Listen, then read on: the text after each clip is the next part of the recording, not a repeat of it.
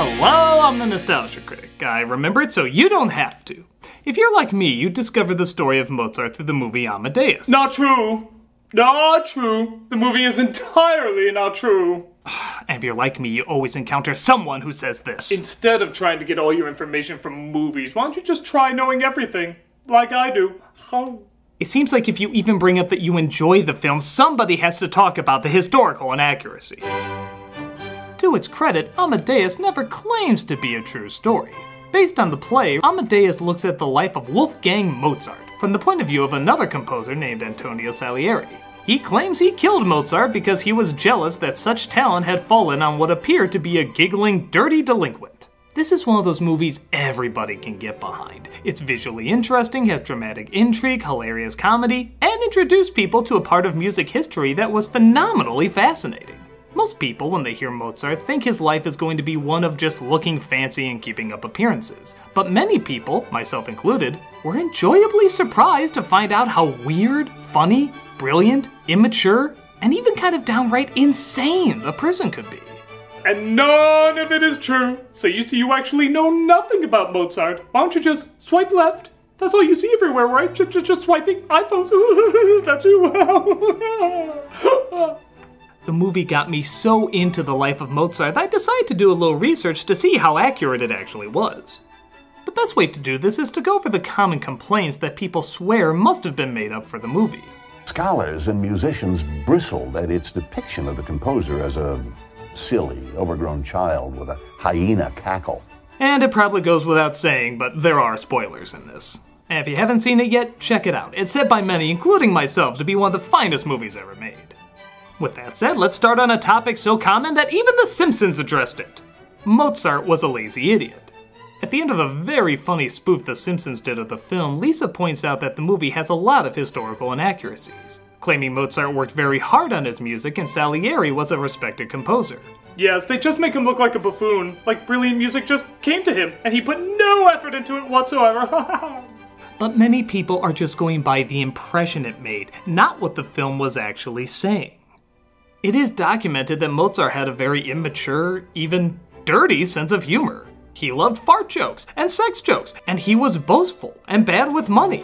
This kind of attitude would certainly give the impression that he didn't know what he was doing and that he was just a party animal, like how many saw him in the movie. But the film does explain that he works all the time. It doesn't just come to him out of nowhere. He's just constantly thinking of music 24/7 and is planning it out in his mind. Does he work at all? Oh, yes, sir.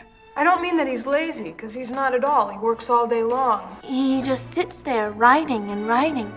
This makes a lot of sense when you see how much his father hammered music into his brain as a child. But yes, they acknowledge that the music took time and effort. And in response to the other comment that Salieri was a respected composer, the movie never said he wasn't.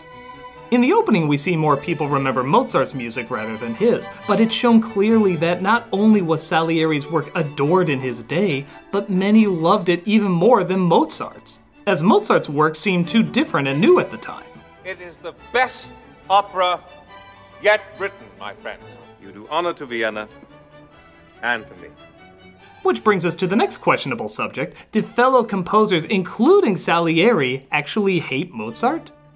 Mozart often wrote that he felt the other composers were blocking him, trying to stand in the way of his work reaching even greater success.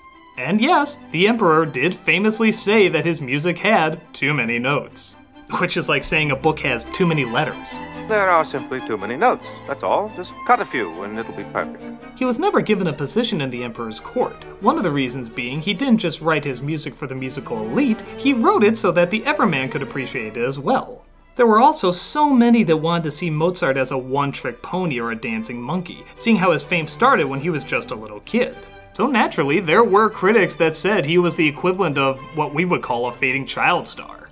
Still, he was popular for the most part and able to calm down his wild attitude when he needed to. So while this is more speculation and it's impossible to figure out how far it went, it's still not without plausible possibility.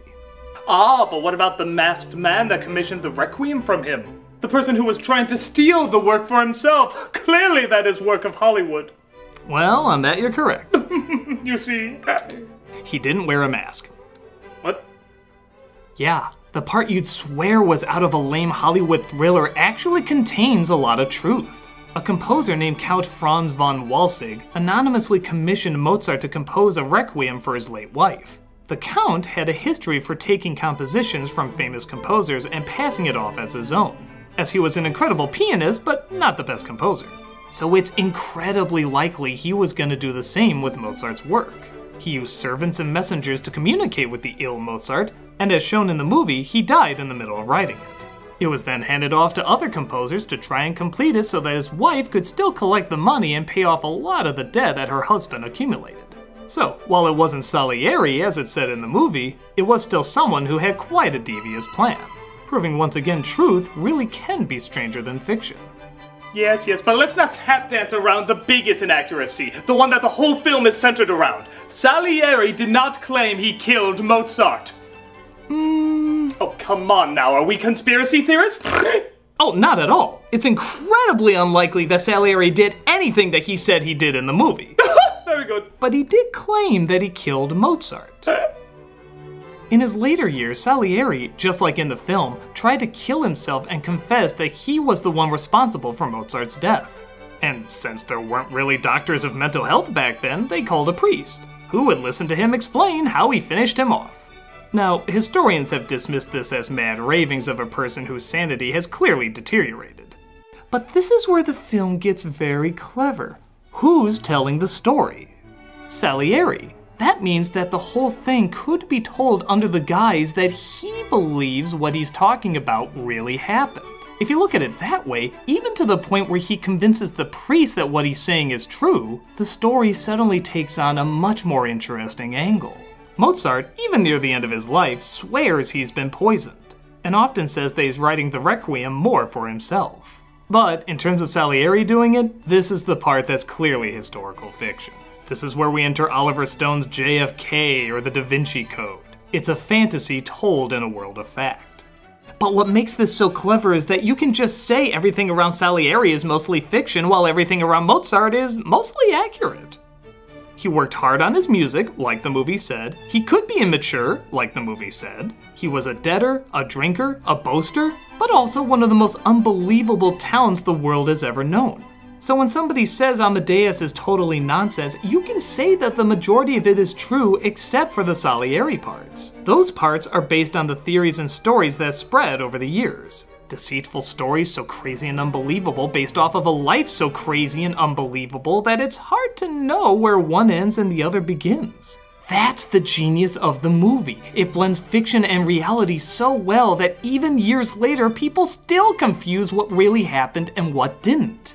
It's just easy to label it as one thing and dismiss people who see value in its historical relevance. But the life of Mozart can't be labeled as one thing. It's too strange for that. This movie did its homework in getting a lot of the history in it correct and intentionally incorporated fiction to enhance a life that is very hard to get a grasp on. It's funny when you see how many people boast about how many things the movie got quote-unquote wrong, as if the creators didn't know what they were doing.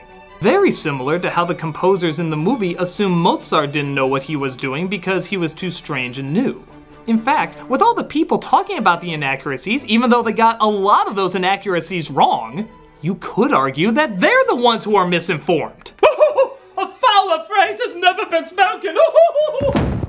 There are still things left unknown about Mozart and his work, and even what we do know is subject to some speculation, so nobody will ever get the full story. But only a life as strange as this could blend truth and fiction, honesty and deceit in such a perfect way. Mozart's life never could and never should be told straightforward. It's a maddening spin that has to be experienced and challenge you, exactly like his music does. It's bizarre, yet humanizing. Dark, yet bright. Funny, yet serious. Something to have on in the background, or listen to by some of the greatest musicians of our time. The film is a masterwork that deserves to be honored as much as Mozart himself is. And if anybody tells you you shouldn't enjoy it because of its inaccuracies, you can tell them that your reason for liking it simply has too many notes for them to understand. Well, there it is. I'm a Nostalgia Critic guy, remember it, so you don't have to. Coming next week, it's the CGI monstrosity Alvin and the Chipmunks. It's time to take a look at this squeakfest. But you can see it now under Vessel's ad-free early access. Just $3 a month to see tons of people's videos early, as well as a bunch of other extra features. Check it out and get the early scoop.